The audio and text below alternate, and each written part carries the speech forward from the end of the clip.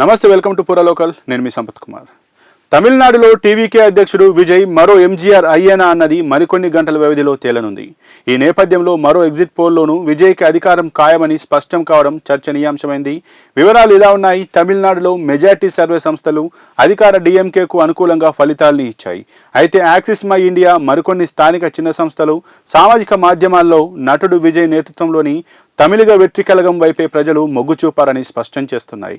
ఈ సమయంలో శనివారం మాజీ ఐపీఎస్ అధికారి పి రవి బృందం నిర్వహించిన నియోజకవర్గాల వారీగా ఎగ్జిట్ పోల్ సర్వే ఇప్పుడు తమిళనాట సంచలనంగా మారింది.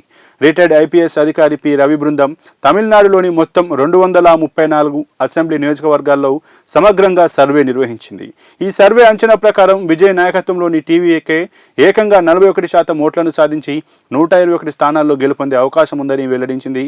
గ్రామీణ పట్టణ ప్రాంతాలని తేడా లేకుండా యువత, ముఖ్యంగా 18 నుంచి 40 ఏళ్ల వయసు గల ఓటర్లు టీవీకే వైపు బలంగా నిలిచారని ఈ నివేదికలో పేర్కొన్నారు.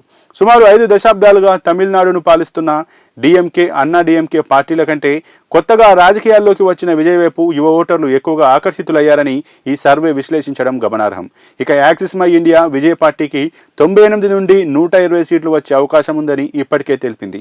మాజీ ఐపీఎస్ పి రవి టీం సర్వేతో పాటు యాక్సిస్ మై ఇండియా సర్వేలు విజయ్కు అనుకూలంగా రావడంతో డీఎంకే, అన్నా డీఎంకే పార్టీలు అప్రమత్తమయ్యాయి. మే 4వ తేదీన జరిగే కౌంటింగ్ ప్రక్రియపై అత్యంత జాగ్రత్తగా వ్యవహరించాలని తమ ఏజెంట్లు అభ్యర్థులకు సూచించాయి. మరిన్ని అప్డేట్స్ కోసం చూస్తూనే ఉండండి పూరా లోకల్.